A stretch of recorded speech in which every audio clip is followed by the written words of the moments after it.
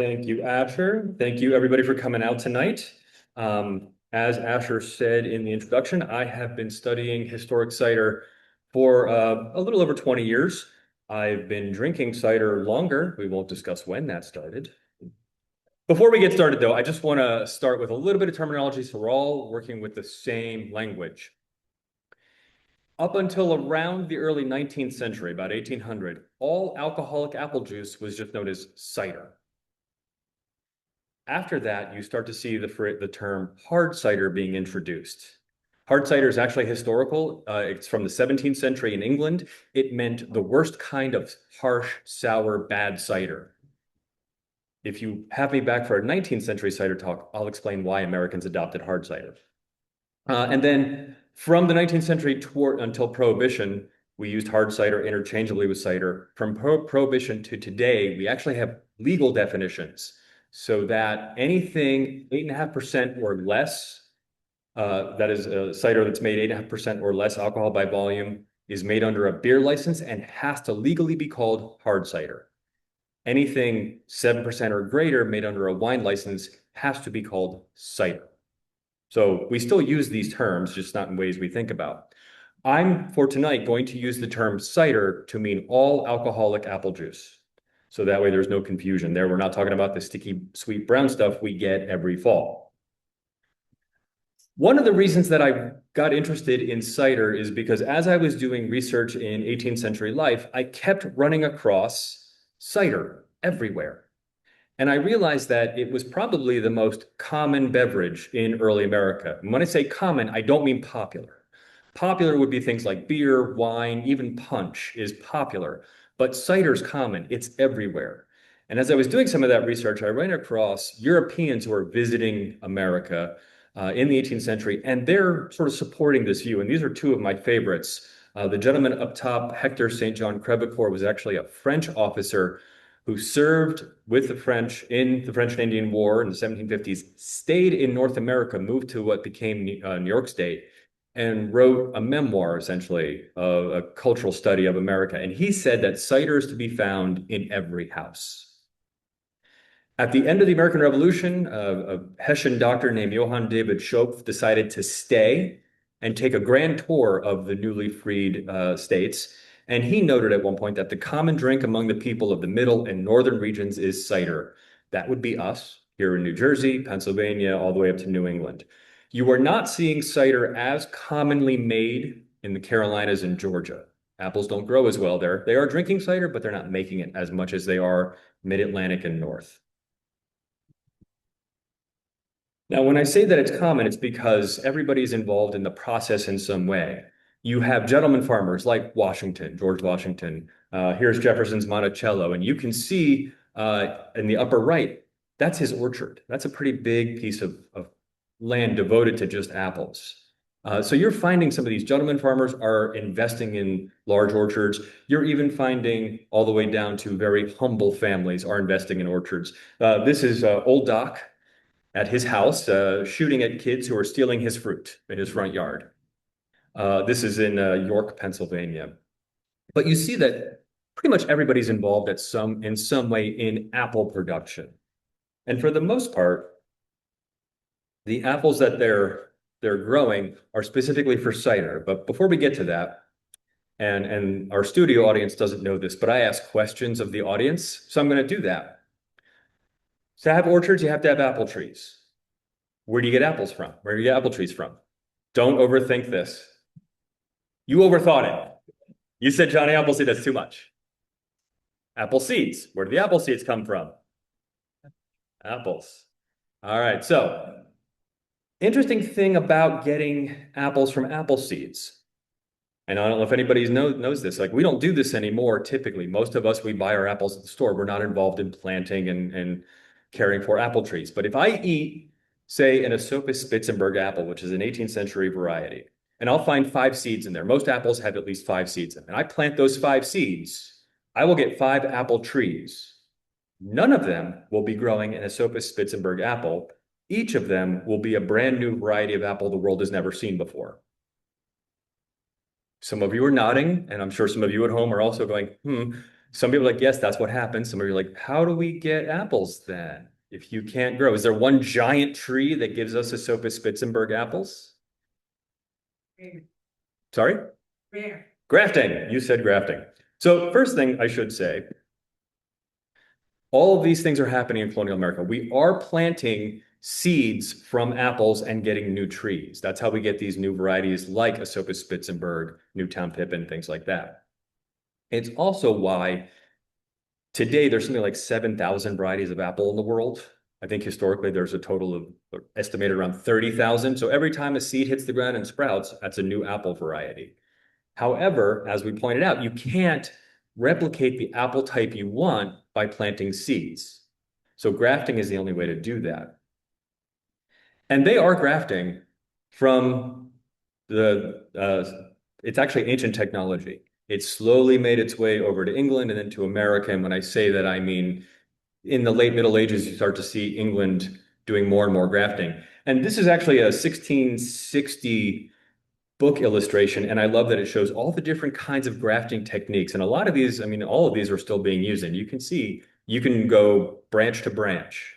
You could graft right onto the tree trunk. You could even graft tree trunk to tree trunk. And the way grafting works is all of the apple variety information is in the branch of an apple tree, not the trunk. So say I get that first Esopus Spitzenberg tree and I want more of it. What I'll do is I will take the branches, cut off a branch, go to a tree trunk of an apple type that I don't want more of, and I literally plug that branch into that tree trunk, let it grow together. It will take about 3 to 5 years for the graft to really grow and start producing. So it takes a little time. And in fact, all of this takes time. If you plant a seed to get a tree and you graft or not, it can take between 5 and 10 years for that natural tree to start producing apples. So it's not as though you show up, clear the ground, build your log house, plant your orchard, and you're eating apples and drinking cider the next year. It takes a little while. Early Americans are grafting pretty consistently, and we'll see some of that as we go. Now, the kinds of apples that they're looking for the most part, and this is surprising to us because we tend to think of apples as a healthy snack, something we eat, we cook with. But in the 18th century in early America, most of the apples that we're looking for are cider apples. What we would today call spitters, where if you took a bite into it, it would be too sour, too harsh, you wouldn't want to eat it. But that kind of apple makes a really good cider. And what they're doing is they're using both American varieties, ones that have grown here since settlement, but they're also bringing over varieties from Europe. This is one of the earliest nursery lists. It's from 1755 in Virginia. And if you look at the left-hand side, you'll see Hughes crab at the top, all the way down to that red line. Those are all apples. And I went through and tried to identify and date the origin of each of these. And it's pretty evenly split between known American varieties and European varieties. There's some in here, I think there's one in here that has a Roman history, a Roman heritage, was in Europe all the way through. And there's some that are only a couple of decades old in America that are on this list. I should say not everybody necessarily is trying to graft their fruit. Some people like the seedling fruit. And there is every possibility when you look at some of the lists that a farm might have the only apple tree of a specific variety, and they use it to make their cider so that every farm is its own vintage, is its own flavor. I'm having a hard time finding any evidence that everybody only grafted fruit. I am finding some evidence of people saying that tree is good and we'll use it. So it's interesting. We may have lost a lot of apple heritage that we never knew about because it never got a name. It was only ever on one farm or a couple of farms in a neighborhood. Now, I, for a very long time, had this list and a couple in Pennsylvania and one out of New York, but I finally recently found one for New Jersey. And this is Jonathan Price's nursery advertisement from 1791. And he's also got a number of apples that run the gamut from dessert fruit, eating fruit, to cider fruit. And you'll see like Newtown Pippins, the golden Pippins. These are, and yellow Pippins, these are turning up over and over again, up and down the colonies. So there are certainly popular apples in the period. People like certain ones, and what they'll do is they'll send cuttings to friends, to other farms, and then nurseries are springing up, especially mid 18th century forward, you start to see more and more nurseries where they're selling pre-grafted trees, and they'll even bring those to your house and plant them. Now, once you have your trees planted, either they're producing or they're grafted, it's going to take, as I said, about 10 years ultimately. But once the orchard is producing, you can now make cider every season.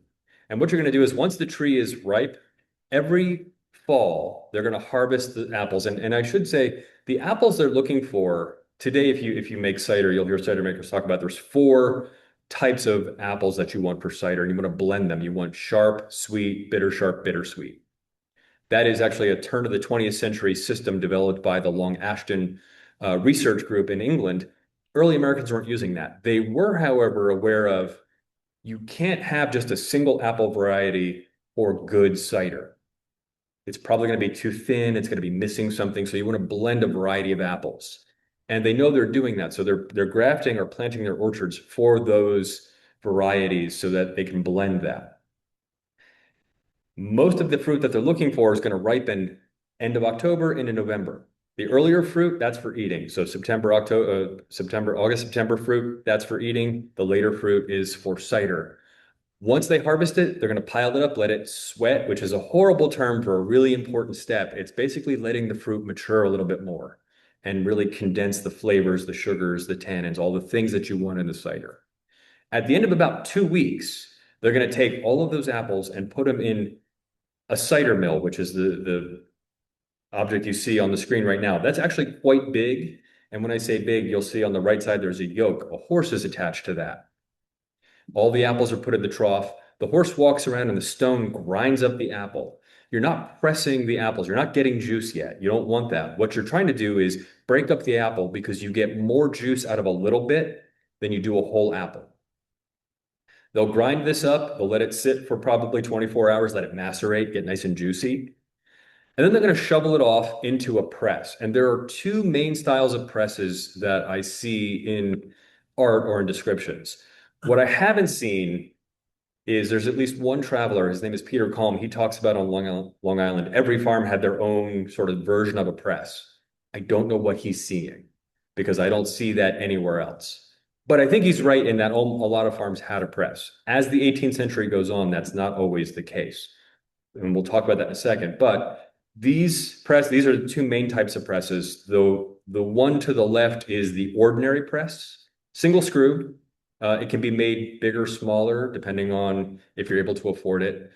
The one I see a lot here in the Mid-Atlantic in New Jersey and Pennsylvania is the beam press, the great press on the right. And when I say those are big, they're usually 20 feet wide and a story and a half tall. I mean, these are big pieces of industrial equipment. And that's one of the reasons I say that not everybody has this stuff because not everybody can afford it. And there have been a few studies of probates. So when you die, they come in and inventory all the things in your home.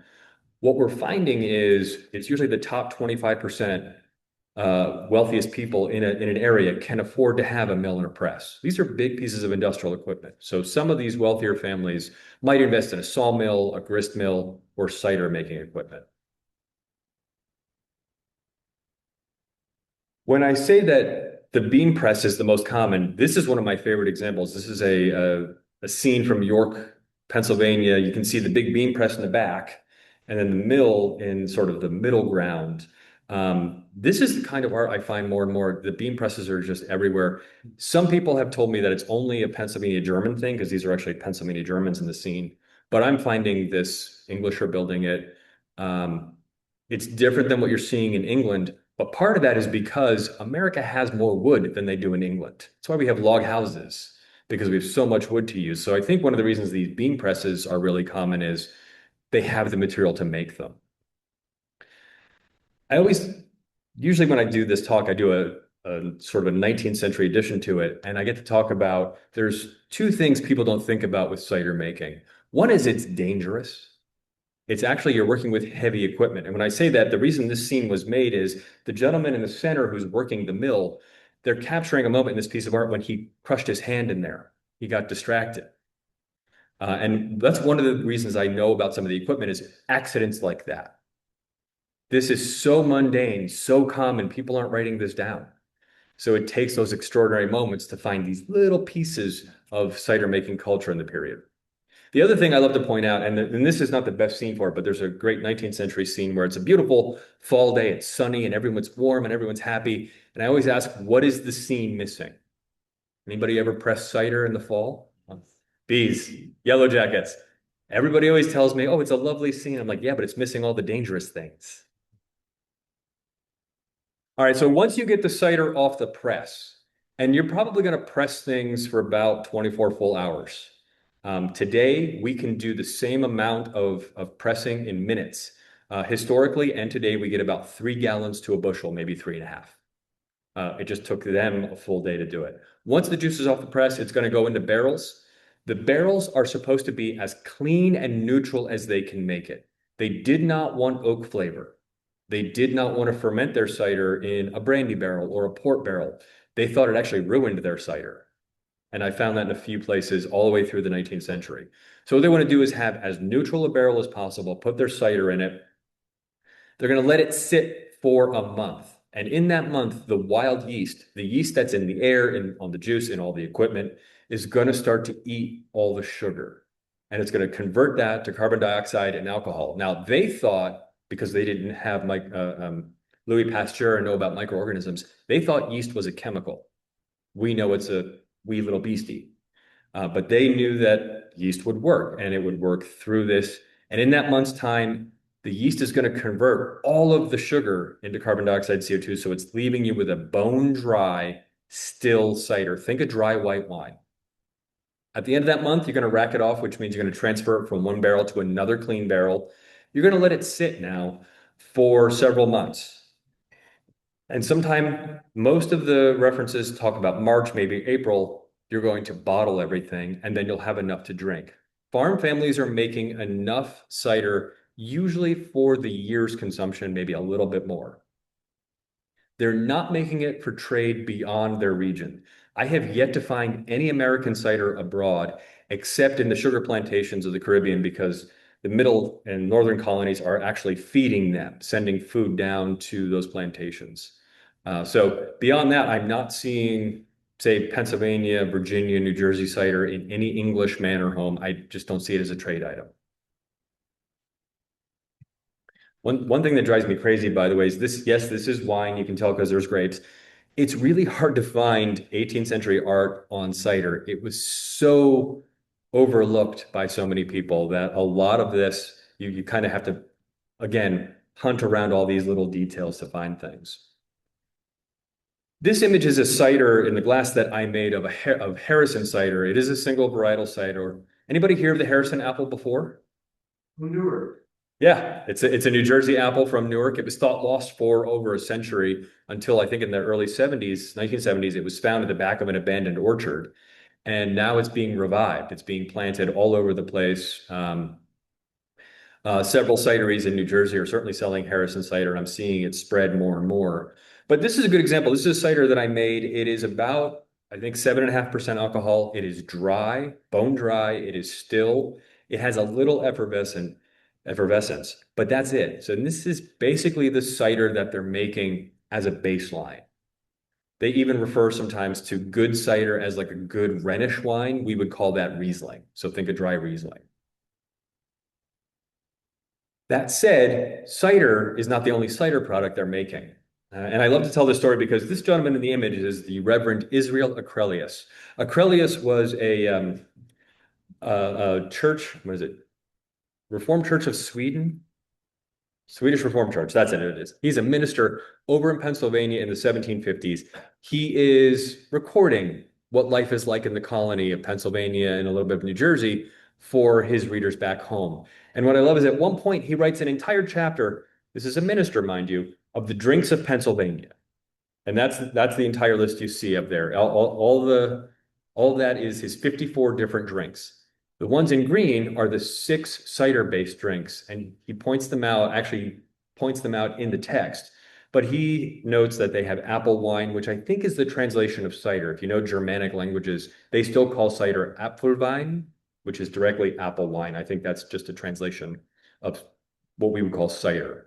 Cider Royal is their sticky sweet cider. So think Woodchuck, Angry Orchard, the stuff that sells really well. Cider Royal is a combination, a blend of cider, brandy or cider brandy, apple brandy, and what they called sweets. And sweets was a boiled blending of white sugar, water, and egg whites. I know it doesn't sound good, but I've reproduced it. It's not bad. You blend all this together, you put it back in a barrel, you let it sit for several months in a warm area of your house. And at the end, what you're going to get is something that's thick and sweet. Think of fortified wine, think of port. And this is very popular. You're seeing cider royal being actually sort of made as a local trade by some families. They specialize in this. Cider royal with mead, I think, means cider royal with honey. I think they're blending it, and instead of white sugar, they're using honey. But I've never seen that reference anywhere else. Mulled cider, so warm cider, and Acrelius points out, as several other people do as well, that when you mull your cider, add a little ginger to it. That seems really common throughout the period. Samson is a cider cocktail of cider and rum. It's delicious. Don't make plans after you've had one. You'll feel fine. And then apple brandy is just distilled cider into like an eau de vie. And I know here in town, there's a 19th century distillery that focused on apple brandy. I wanted to quickly mention, because this is usually about the place where somebody asks me, is apple brandy Applejack? Anybody heard of the term Applejack before?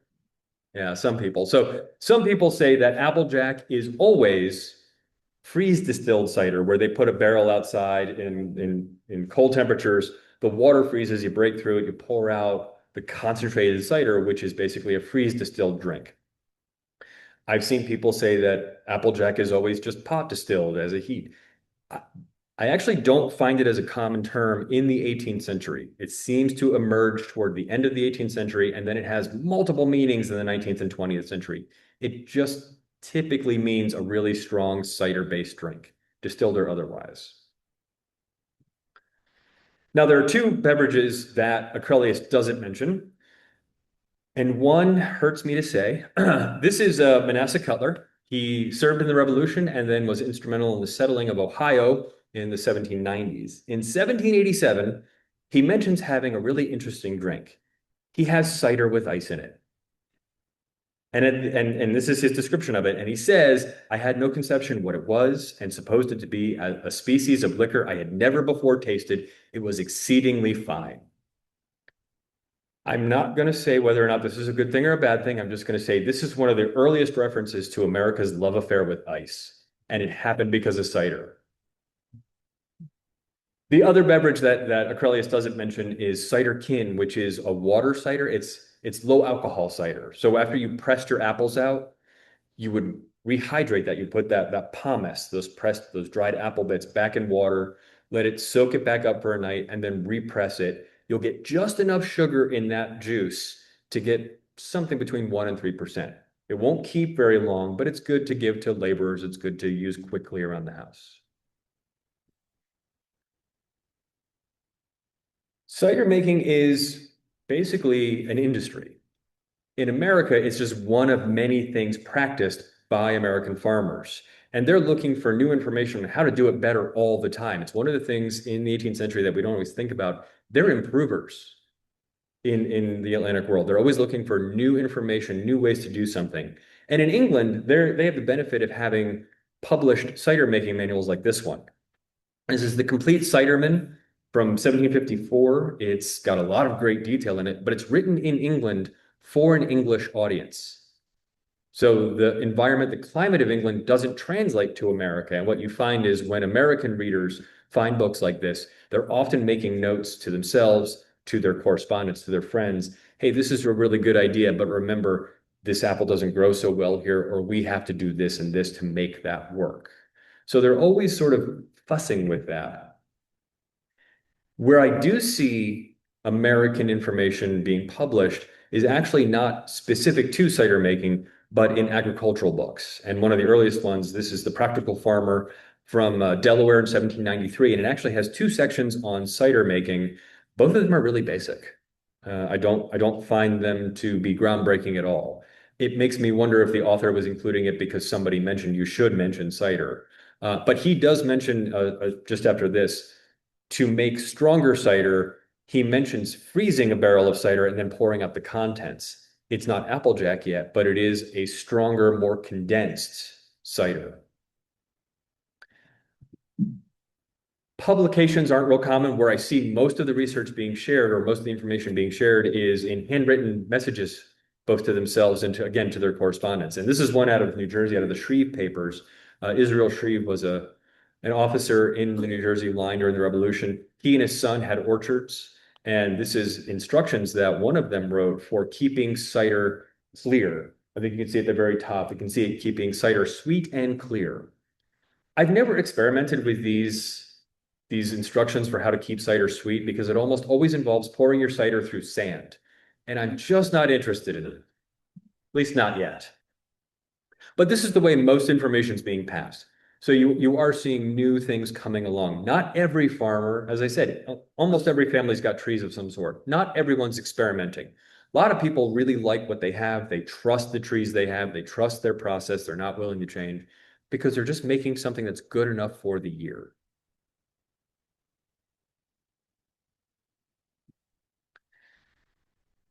There are no professional cider makers in 18th century America that I found yet.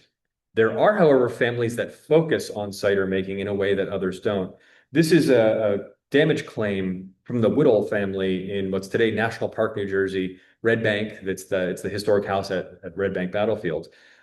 This is their claim for the loss of an orchard near 300 trees, all grafted, which was cut down to build Fort Mercer by the Americans.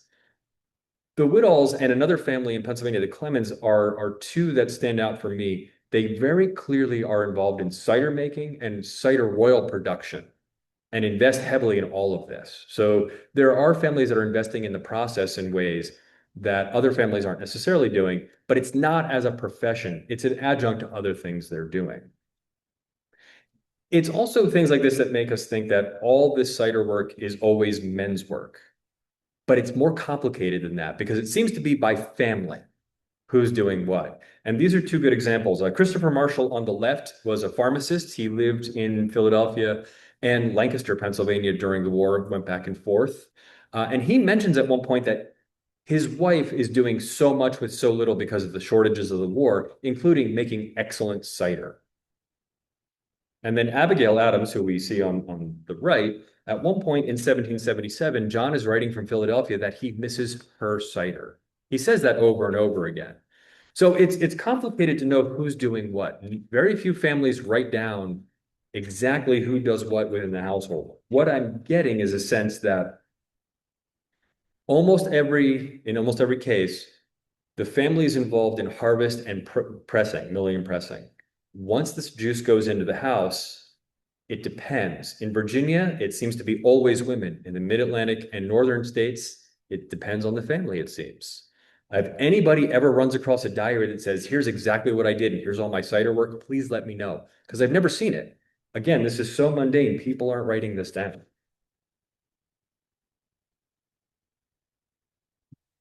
The other thing that we don't think about is cider making it's a time intensive and it's a labor intensive process. And because of that, some families could and did afford enslaved labor. And that includes here in the Mid-Atlantic and the Northern colonies. The top is the probate for a Daniel Hawley out of Trumbull, Connecticut. And at his death, he had several outbuildings, including a cider mill, which you can see underlined in red. Daniel also had an enslaved servant named Nero Hawley. And Nero very clearly worked in the cider mill during his time with Daniel Hawley. Now, at some point after Nero served for Daniel in the Continental Army during the Revolution, he was manumitted. And he seems to have carried that cider making knowledge into his private life. He used it throughout. But it's very clear from this story and a lot of other nameless stories that if farm families could afford the cider making equipment and a large mill and were servicing the neighborhood, they probably also could afford enslaved labor that was helping make this cider. So who's drinking cider? Basically everybody. You see it everywhere. Again, it's so hard to find a cider making. They're probably drinking wine in this image, but it's a great image of people drinking. This is an American scene out of Philadelphia. You're finding cider just about everywhere. It's in homes. It's used for harvest days. It's used at spinning bees, spinning frolics, things like that. You're finding cider cropping up everywhere. And when I say that, I mean you're even finding that widows are drinking it. And this is one of those questions that I get a lot. Did women drink alcohol in the 18th century? And of course they did. Everybody drank some level of alcohol. Widows definitely do. And it's even so important to daily life that it's the only named beverage that a husband leaves his wife in his will. If you see in the red underline, this is the widow's portion. So in a man's will, he will leave his wife certain items, including food, including use of a garden, certain rooms of the house. It's known as the widow's portion. It's basically their version of Social Security. The only drink that he lists typically is cider, and you see that in this study in 49 of the wills. So that's how important cider is. This study is also done by a historian who tried to put numbers to things, which I thought was interesting because I do not know how much cider people drink. I can't find any other source for how much cider people are drinking in a day. So I used James Lemon's work to try to extrapolate that. So I'm assuming that he means a barrel, which that 2.4 BBL is 2.4 barrels. I'm assuming Lemon, the author, means 31.5 gallons per barrel. So if the widow's share is 2.4 barrels a year at 31.5 gallons, she's entitled to 75.6 gallons per year, or 1.66 pints per day. That's not bad. If you're just tippling, just sipping through the day, that's not a whole lot. Now, Lemon goes further. He takes that number for the widows and tries to extrapolate it out to a family of 5. And he says that's 10 barrels. So again, 10 barrels at 31.5 gallons is 315 gallons, or 6.9 pints per day, or for the family of 5, 1.38 pints per person per day. You get more cider as a widow. Not that I'm saying that's a good thing, but I do think it's interesting that they're pointing out that basically a pint a day for cider. I've had a lot of people tell me that colonial Americans had a buzz on from the moment they woke up to the moment they went to bed. You can't function and build a nation that way. What I do think is happening is people are tippling. They're sipping through the day. They'll have something with a meal. And we'll come back to that in a little bit. Cider is also in places you wouldn't expect. It's in elections. And we hear this a lot about in 18th century. If you're running for office, you might treat the voters to some libations. This poem is out of something called the Philadelphiad, which is a 1784 book that presents a slice of life in Philadelphia as if it were the Iliad. And I love the poem here that it talks about in elections, you should bribe all the petty constables in town to wheedle votes and gull the country clown. And last take care their spirits well to cheer with grog and cakes and Reuben Haynes's beer. Though cider's cheapest, but it wants the fire, and grog or beer the voters best inspire. What I love about this is it points out cider's there, and you see it in other records, but it's still cheap. It's not, again, it's common, but it's not popular. But it turns up it's there enough during these elections that it makes this poem. Cider is in every part of American culture in this period, and in a way that we don't really think about. In fact, most people in this room have probably never heard of, but cider is one of the main reasons we had the American Revolution. It's an unknown one, and I like that you were like, tell me more. So at the end of the French and Indian War, Great Britain was victorious but debt-ridden. They had over 130 million pounds in debt, and they had to raise money. And I know you've heard this all through all your schooling. They went right to the Stamp Act and charged America. Actually, our history skips a step. Parliament first taxed Englishmen, and they taxed their cider making. In 1763, they passed, this is where I have to look at the notes because I never get this whole name right. They passed an act entitled An Act for Granting to His Majesty several additional duties upon wines imported into this kingdom and certain duties upon all cider and perry. They shortened that to the Cider Act. We're thankful for that.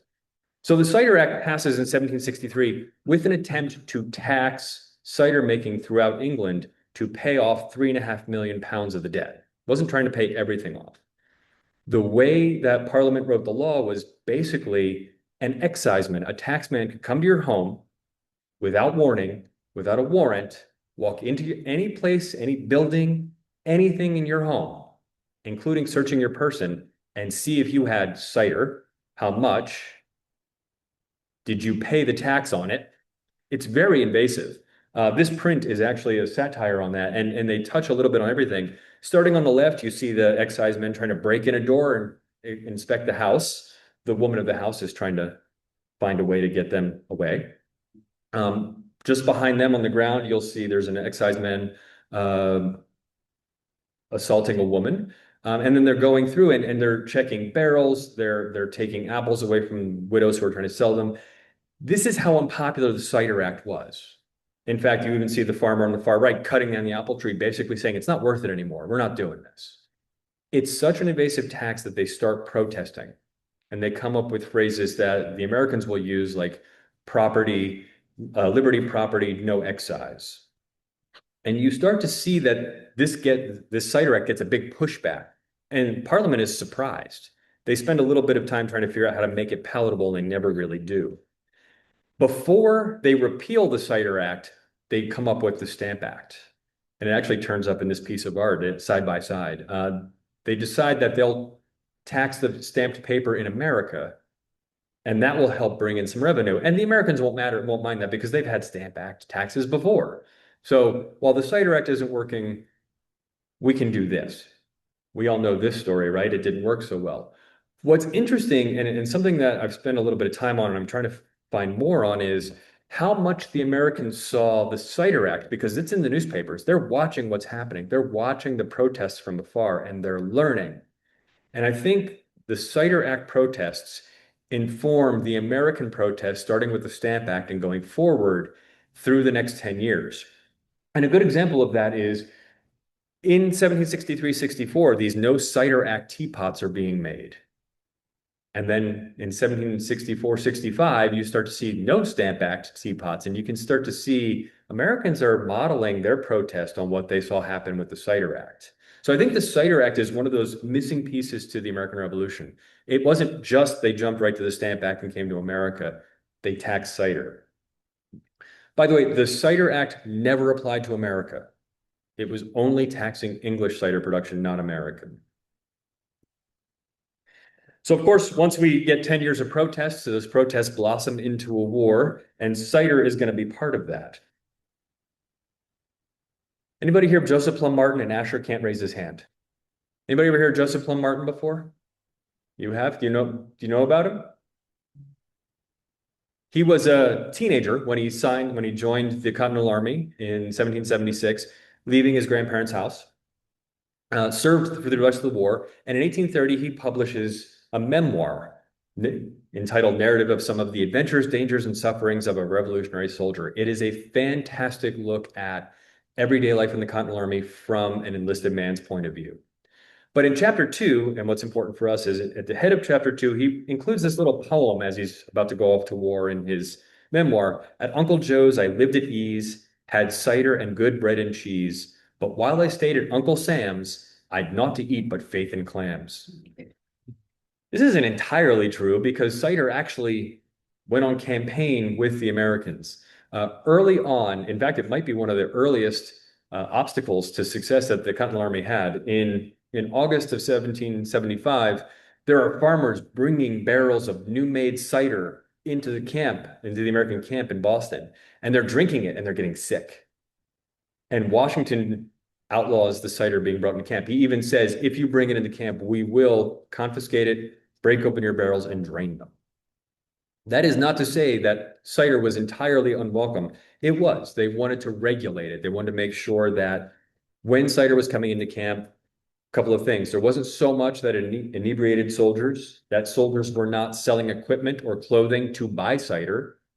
So the Army is doing a lot to try to make sure that they can control the cider supply, even going so far as to make it part of the rations for a little while. In 1775, 1776, they talk about and include cider. And you can see this is for the Pennsylvania line, August of 76, you could get, as a soldier, 1 quart of spruce beer or cider per person per day. Cider does not work as well as, say, rum, which is a hard liquor. To have enough cider for, say, 10,000 soldiers, you need 10,000 pints. That's hundreds of barrels a day. It takes less as far as rum, as far as volume, to distribute rum to the soldiers. So cider becomes a logistical problem. It becomes a safety problem, and it gets dropped from the rations at one point. You don't see it very often. Cider does have, I think, magical properties in a lot of ways. I really enjoy a good cider, not as much as a Connecticut soldier named Justice Bellamy. Justice Bellamy is serving in Canada, comes home, he gets sick. He gets sent home to recuperate. And while he's home, the doctors despair of his life. They think he's going to die. And at one point, it's written in his pension application that when doctors who feared for his life asked what he wanted, he said he only wanted to drink cider from his mother's silver tankard.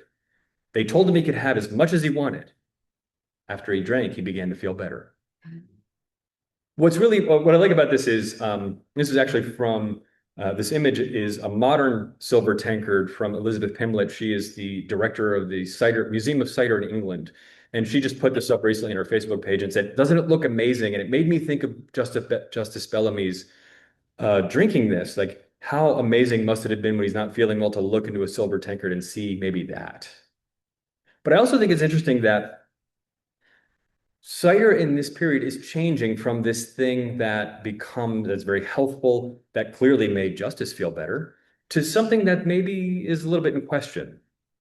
And basically, at the end of the Revolution, one of the things that comes into American culture more widely is the thought of temperance. Now, temperance is not a new phenomenon, not a new thought at this point, but it's being codified. And actually in 1774, Anthony Benezet, who's a Philadelphia Quaker, writes The Mighty Destroyer Displayed. And he really codifies what becomes the temperance movement. And he says, alcohol is not good for us. It's unhealthy, it's ungodly. He's mostly targeting hard liquor, rum, whiskey, but he says beer, wine, cider, these are all dangerous. Most people don't pick this up, but after the American Revolution, the ideas of temperance do spread. And this is Dr. Benjamin Rush, surgeon with the Continental Army, later an activist and surgeon physician in Philadelphia. He adopts temperance and becomes one of the early supporters of it. And he even develops this moral and physical thermometer to help people understand the benefits of temperance. At the bottom, you can see those are all the intemperance drinks. Punches and grog and flip and slings. Those are basically the cocktails, the hard liquor. Above, you'll see the temperance drinks, and just above wine is cider. And I don't know if you can see it very well, but in the little tag to the right, it says, cider will bring you cheerfulness, strength, and nourishment when taken only at meals and in moderate quantities. Cider becomes a temperance drink. It's okay, as long as we're drinking it safely. By the way, I love to point out at the very top is water. They did drink water. They had to drink water. I love when cider makers tell me they only drank cider back then because the water was bad. Humans cannot live on an all alcohol, no water diet. We tend to die. So they are drinking water. They're just hyper aware of good water versus bad water. The idea of temperance at this point is hard liquor is bad. Cider, wine, beer of all kinds are okay. This is going to change very rapidly in the new century. If you would like to hear about that, please have me back.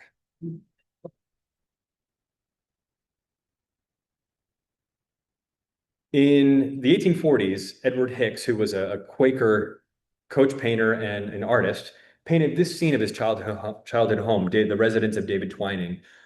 This is supposed to be about 1785. At this point, Hicks would have been about 5 years old. And one of the things I love about this is it points out the centrality of cider in people's memories of the 18th century, that it was such a common part of life that in the midst of this farm, Hicks includes a mill and a press, and cider coming off the press with some barrels all around it. I mean, cider is so ingrained that decades after his childhood, he's putting these things in there. And in fact, Hicks paints 4 versions of this scene, and all of them have that mill impress in it. As I say, Hicks is painting this in the 1840s. By this point, cider has been vilified. Cider is seen as the gateway drink to harder stuff. The 19th century is a roller coaster ride of cider history. That's a whole nother thing. Please have me back and I'll tell you that. For now, I'm curious if anybody has any questions, and that's here in the room or anybody on Zoom. Yes, sir. Before about the Irish destroyer, the benefits of temperance, I was wondering, for the whole 18th century, were there medical benefits that he received in drinking? Was it just tippling and the alcohol content that would sip while they were, or did they feel that there was something beneficial? That's one question I had. The other is the science of grafting, and where did this all come from? I was just reading about China trying to adopt truffles and they're failing. They're trying to figure out how to do truffle science. And I was just wondering, where does things come from? How do you know to take a branch? Yeah. And then it has whatever it is, the chromosomes, whatever is in the branch, enough to enable you to create different varieties. So there are 2 questions, and I'm going to repeat them so everyone can hear and make sure I get it right. One is, did they consider any scientific benefit to drinking in the 18th century? And the second is, where does grafting come from? That's about right? Sure. Generally, okay. So to the medical side, every time I read a different medical pamphlet or book in the period, it has a slightly different view of the benefits of alcohol, but most everybody agrees alcohol is beneficial. They might disagree on why and how. First things first, it keeps without refrigeration, so it will not spoil, which is nice because you're storing most of this in cellars of homes, so it's not getting very cold. They don't understand the science perfectly, but they know that it will keep. They also believe it helps keep you, again, depending on what you're reading, warm enough or cool enough. It's going to balance things in you. I have seen writers talk about cider is good for scurvy. And scientifically, that's true for the first little while. It does not have long-lasting effects like citrus does. So you will see people talk about that. But there's also, especially in England, there's a lot of writing about Devonshire colic, basically the lead leaching into the cider because lead is used in parts of the machinery that's pressing the juice. So they're also aware that some cider, depending on how it's made, is not good for you. But I've really had a hard time narrowing down, is there a consensus on this beyond alcohol is good for us because it helps keep us balanced. So I haven't seen much beyond that. It's a great question. Find me in a year, I might have even more because I keep looking for these things.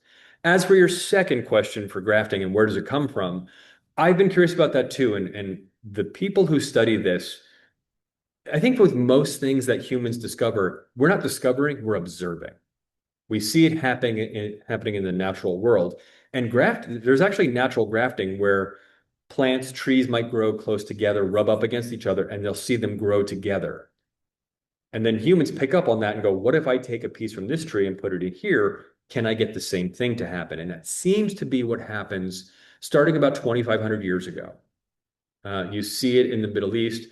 It slowly spreads. And I've seen different things. I don't know, because I haven't personally researched this. I'm reading other people's work. Some people say by 1300, grafting is in France, and then it's slowly making its way to England. And it's really 1500s forward that it's in England and then obviously in America. But it does seem to slowly make its way across Europe to England and then America in sort of the late medieval, early modern era. So, but it seems to be coming from observing the natural world and experimenting with it. If you look in the Bible, there's a reference to it, but it's mostly, again, you hear about grafting grapes. If you go to a winery, they always talk about like we grafted all these grapes, because all fruit, by the way, is this way. You can't just plant the seed and get that same fruit. You've got to graft to replicate. Does that answer your question? I do a lot of reading. It helps that the other thing about this, and I always make this joke, I get to drink cider while I research cider. It's fantastic. Yes, sir. So, now that we understand it's the branches, not the seed, coming up on the 250th, what do we feel about Johnny Appleseed? Oh, the question is, what do we feel about Johnny Appleseed? What do we know about Johnny Appleseed? Besides what the Disney cartoon told us? Pittsburgh. Yeah? What's that? Songs. So Johnny Appleseed, John Chapman is a real historical figure. He really did live. He was born originally in Massachusetts. He was a Swedenborgian, which is a small faith that's mostly in Pennsylvania. He was sort of a self-identified missionary. What he was doing was getting seeds from mills in Western Pennsylvania and going west and planting these seeds to get trees to grow, sort of creating these little nurseries years in advance of where he thought settlement would be. Again, it takes up to a decade for trees to start producing. What he's doing is he's creating these nurseries so that the frontier is moving closer to that nursery, and by the time it hits there, he can sell you trees that are already old enough to either graft or produce. And then he just keeps going west with that. So he is, people love to say like he was only in the hard cider and alcohol trade. Yes, he didn't seem to have a problem with that, but he was really planting trees for you, the new farmer who's planting a new orchard. You can choose whatever you want to do with those trees. He's just he's making production faster. So to follow on that, is there a particular rootstock that farmers that were actually farming wanted to have that rootstock Yeah. to be able then to have multiple apples? So the question is, did farmers want a particular rootstock, so the trunk of the apple tree? The only native apples to North America are crab apples. And there's different ones, excuse me. And they basically map to, there's a crab apple variety for the Northeast, Southeast, Northwest, Southwest. Those were great rootstocks in a lot of cases because people knew they grew well here. John Chapman, Johnny Appleseed is planting, and whatever grows is strong enough to survive. And I think that's what we're seeing in other places. If you plant the seed and get the tree grows and produces, it's strong enough for that environment. We can either use it as is or graft onto it. So it's a little bit of survival of the fittest in that way. But I've seen people today talk about rootstock preferences. I think in the period, most farmers aren't able to be that choosy. Does it grow? Will it work? Great. That's the one for me. But I haven't seen any discussion apart from a few English manuals of like, this is the rootstock you really want. Question Yes. from online, besides the Harrison apple, which you mentioned, Mm-hmm. what other apples would be combined with it to make a good cider? So the question is, besides the Harrison apple, what other apples would be combined to make a good cider? Any apple they thought would work and that they had access to. I mean, this is the funny thing. I've never seen anybody write down, I specifically grafted my orchard for my cider this way. It doesn't mean they didn't think about it. It means they didn't write it down. So I don't know there's not an American cider manual until 1817. And it's by a man named William Cox, who's actually out of New Jersey, but he publishes in Philadelphia. And in there, he actually lists out all the apple varieties that he finds commonly grown in the area and says, this apple in combination with these other apples are really good as cider. That's, I think, the earliest American version of that I've seen. I have seen a few individual authors, the Washingtons, the Jeffersons, even Knox's, writing, I really like this apple for cider, but they don't necessarily talk about how they blend. And the blending is again, some of that information they're just not writing down, or I haven't found yet. Yes. Does a graft have to be put on an apple tree, or could you put it on a maple tree or a cherry tree? So can you graft an apple branch onto a maple tree or a cherry tree? My understanding, and this is where I have no practical experience, I've never grafted, but I am told that you really have to graft fruit to fruit. That said, you can graft multiple apple types onto a single rootstock, and you can have 5 different varieties of apples growing on one tree. I've been told some people have gotten pears to grow on apple trees. I believe them, but I've never seen it, and I haven't seen that in the period. Is it universally true about fruit that you can graft onto a parent plant? Is it universally true that you can graft all fruit onto a rootstock of some sort? My understanding of that is yes. I believe all fruit, to replicate the variety that you want, you have to graft. Yes. Where people non-alcoholic cider, maybe when it was first pressed, like you pick up at the vending market. Yeah. So the question is, were people ever drinking non-alcoholic cider? So in the 18th century, they have no way to preserve the juice. So once it comes off the press, within 24 hours, the wild yeast will start to work. Now, I'm not saying that it becomes alcoholic in a day, but what we think of as cider, that brown sweet juice, only lasts for a day, and then it starts to change. So they don't have it for very long. That's why historically they use the word juice for that, not for a non-alcoholic beverage later. But no, as far as I know, nobody, you do see in art, kids are drinking, they'll take actual straws and put that in the barrel and sip from that. So you see a lot of kids are drinking fresh cider, and you see some adults talk about like, it's really good. We wish we could keep it this way, but they're not able to. Yeah. My son makes cider. And the yeast that's in the air, natural yeast, changes the cider very, very quickly. So he has a hard time eating just pure cider without getting it up. That's nice. Whenever I only make cider with wild yeast, and it always feels like it takes so long for it all to get going. But I'm impatient, that's all. Any other questions, anybody on Zoom? Yes, sir. What's pommel mean? Oh, Pommel. So this is very quickly my blog and my email. If anybody has questions, please feel free to email me. Pommel is, if you see that small image in the center, a pommel is the back weight of a sword. It actually in French means little apple. Along with cider making, one of my interests is 18th century fencing. I also do modern fencing. So I thought pommel, little apple cider, and the pommel of a sword was a fun play on words. Any other questions? Thank you all so much for coming out tonight. Thank you, those of you on Zoom, for joining us. I appreciate it. And as I say, if you have any questions, that's my email. Please reach out.